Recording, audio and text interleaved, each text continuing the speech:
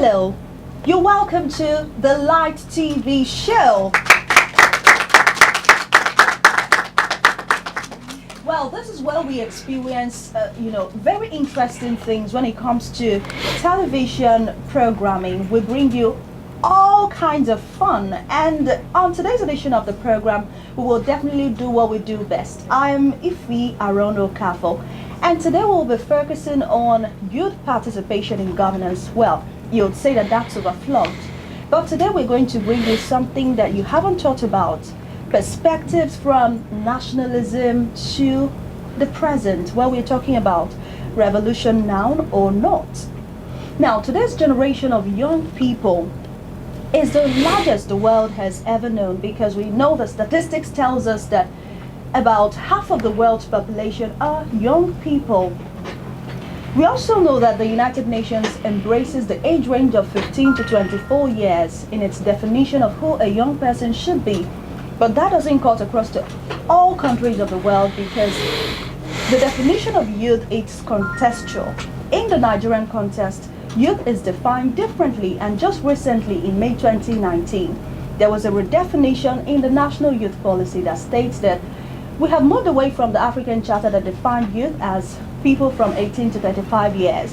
That now, people who should be referred to as youth are supposed to be 15 to 29 years. Now, this reduction in youth age has sparked a lot of worry and concerns across board, and definitely we'll be looking at some of these issues and more as we discuss youth participation in governance. I am joined by the Honorable Member representing Njikoka 2 at the Anambra State House of Assembly. Join me as I welcome Honorable Dr. Pete Ibida. Thank you. My pleasure, viewers. Okay, thank you so much, sir, for joining us. When talking about youth participation in governance, we figured that for someone who went to the polls during the 2019 election and came out victorious, that you would have a lot of experiences, because I know that it's possible that some young persons still came out to contest in the same category with you. Yes. So what was it like? It was fun. Okay. It was tortuous, and of course we demonstrated that we are Democrats, true Democrats in the field. And today is not a winner-sum game. I won by landslide, and then accommodated others. Okay, and you were returning to the House? Yes, for the second time. Okay. Now we're talking about involving young people. At the point when the Not Too Young to Run bill was passed into law, just before the election gathered steam. Exactly. Did it worry you that, now I'm going to have young people coming up against me? Did you get worried at that time? How could you worry me? I've always been a protagonist of youth participation in governance, in politics. Precisely. I give you an example. When I left university and I worked briefly, I worked in a company, African Overseas Insurance, that's TAPS Insurance Limited. I was quickly made a manager at 27. And I got 3 promotions in 1 year. Wow. And became company secretary and personnel manager within 3 years. And as a young man, at a point, the chairman of the company told me that did it not seem to me that I was carrying 10-story building on my head? Others challenged him, other board members. Can't you see his performance? That he's putting up a legendary performance in the work he's doing. So what else? So it's not by size, it's not by age. It's beating the maturity in you. It's beating the quality in you. That without any dissimulation, without any mendacity, you are a real person. So if a youth shows that he's a real youth, that is matured, and he's able to protect the integrity of the youth and of course the nation, then of course the youth will be able to prosper in the field of politics. Okay, so we'll come back to conduct of youth, and of course we know that one of the things that have been said is that they haven't been given the opportunity to participate and all that, but now we know that the opportunity is there. We'll come back to that. But now let's track back to when we had the nationalist movement in Nigeria, the days of Zeke of Africa, who happens to be from Onitsha in Anambra. That's right. That's right. So we know we also have people like Keombadi with them. Yes. Chief Anthony Enahoro, that's Margaret right. Ebo, who was and so on. An activist. We also had General Yakubu Gowon, who became the young state at 31. That's right. So all of these things happened in Nigeria, and there's a lot of expectation on young people. Are we still living the part? Looking at where we came from, the efforts of our heroes past, do you think the Nigerian youth are still living up to the expectations? Most of the youth are trying, especially in business, in entrepreneurship, in social media, and somehow, to an extent, in politics. Some of them are quite good in politics, of course. My present speaker, how old is he? But he's the speaker. He's doing quite well. And a host of others. But I tell you, the reference you made about Zeke and all others was during the time of the political evolution. Okay. People were not yet informed. There were very few educated people.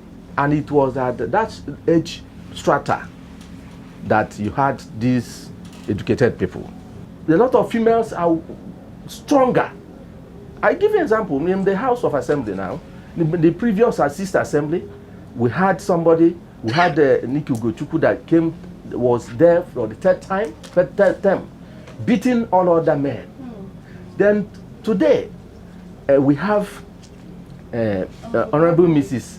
Beverly Bazoon came the chair, third term, that beat other men. But she happens to be the only female. Of course, because nobody will pull you from your kitchen to come and contest. If you come out to contest, and if you have the stamina, the wherewithal, then you'll be able to push off all other contestants, including the men. I see a lot of people nodding, but let's also not look away from the fact that politics is capital intensive. So how many young people, be it females, have this capital to inject into politics? Isn't that the question? Yeah. You have Alakija. You have one of the richest Nigerians today. Now, in fact, one of the richest persons, not just women, in Africa. It's a woman, a Yoruba woman. Where are the men? Why wouldn't it be all men? Men, all true. How many women? Some women are managing directors of banks today. So it is a level playing ground for everybody. If you are capable, now you're a woman, and you are doing profoundly well, you feel. Why wouldn't it have been a man that is sitting beside me asking me questions? So, I mean, everybody's given equal chance. It's about giving equal opportunity. That's the question, because a lot of arguments have also come saying that young women and even youths need to be empowered, given extra push.